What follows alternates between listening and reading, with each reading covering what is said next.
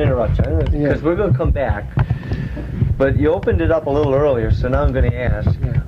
Now I understand that you're not a ninja, actually, but in a way you're along a lineage of ninjutsu. Well, I want to make something clear. Okay. I'm very incorrect in saying you're a ninja to do this. I should say you're a super. Okay, and there's different sects of ninjutsu. All right. At one time there was 1,200 different sects. So for anyone to say, well, we're the only one, there's no way you can record those facts. All right. There are some sects that have obviously very well kept records. There are some that have been museum pieces and during the war fell out of those museums and into the place of other people. There's some that have been forged.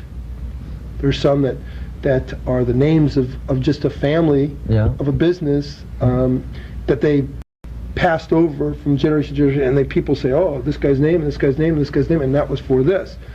You don't know that. Yes. Okay. The proof, I feel, of the pudding is in the taste. In other words, the proof here is in what one can do. If you really are, you can do these things. It's real simple. It's not a test of things. Okay, now back though. Where's your lineage? Well, my lineage along this training. Basically, we had two factions in the 16th century ninjutsu. All right. You have what we call the Iga factions, okay, which were probably the more southern parts of Japan, and the Koga region of Japan, and they basically splintered. Okay, and the Iga systems were founded by the Hattori family and the Momoki family, and the Koga families there were 50 of them. That go all the way back to the Prince Regent Shotoku, who went to China and brought back with him probably the greatest collection of warriors the world ever saw, who were loyal to him. He took Mongols. He went, they believe, as far as India. He brought the Ainu, who were white, who were blonde and blue-eyed. He brought with him a faction of persons, okay, that would be loyal only to him. Because while he was in China, he was very familiar with the Sun Tzu by Ping Fa. And he studied the art of war. That's what it's called. And it's the art of espionage and the value of intelligence. I've got to get you back. Where's yours from? Well, okay, because I want to give you a little history lesson. So I want to make sure I get this all, on the show. I don't want to run out of time and not hear the answer. All right. I'll try to make this quick. Okay. He brought these great warriors with him. Out of this collection of warriors, when he died, there was a power vacuum. They took the hills because they obviously weren't safe, and you had different clans warring with each other. They became a society within themselves.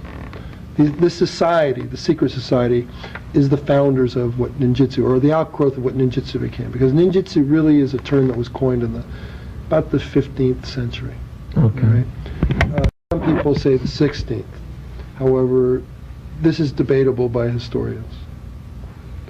Regardless, these different sect of people, again, we had the Oi Momoki and the Hattori, who basically splintered off and became very mercenary. They're the ones that you hear about the golden age of ninjutsu. They set up a thing called the White Phoenix Castle, and they basically were for hire because they would do the acts that a samurai was bound by his Bushido code to do. Whereas you had the other families that didn't consider themselves samurais. The real families in ninjutsu and its origins aren't Japanese.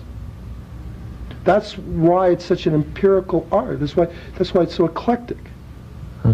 Because it has always historically taken the best of everything. So it really is just nothing more than eclectic thought and stylized. And when it becomes restylized, it takes on a new name or a new family name. And so you have different families. My family name is Dux Ryu because I have changed the system enough that it suits me. All right. Before that was my instructor, Mr.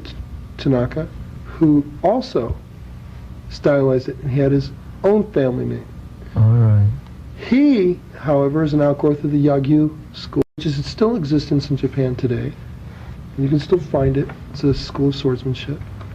And the ancient followers were samurai, by the way, and ninja at the same time. All right. Although they don't like to discuss Okay. it. Okay. But it's been revealed in some Japanese films. All right.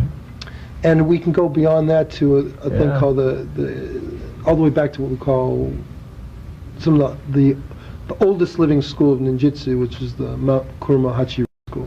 Okay. Okay. All right, And so which I both see. systems, by the way, stem out of. I see the line. But there's a family tree, you know, Yeah, and yeah. unfortunately, a lot of people for profit try to become how do I put it? Self-perpetuating Mhm. would be the best way to put Yeah. it. And they try to say, no, I'm the original, I'm this and I'm that. Yeah. My question to that is, I don't really care to put a label on what I do. If it's important to you that you're the only one, then that's you. Yeah. As long as you do what you believe in. Do what you believe in Yeah, that. yeah. I do not teach 16th century ninjutsu. Yeah. I do not believe in 16th century ninjutsu. Okay. However, I'm well versed in it, and I will probably teach it to whoever my successors is, because I want to see certain things preserved Carried on. and carried on for Okay. historical value.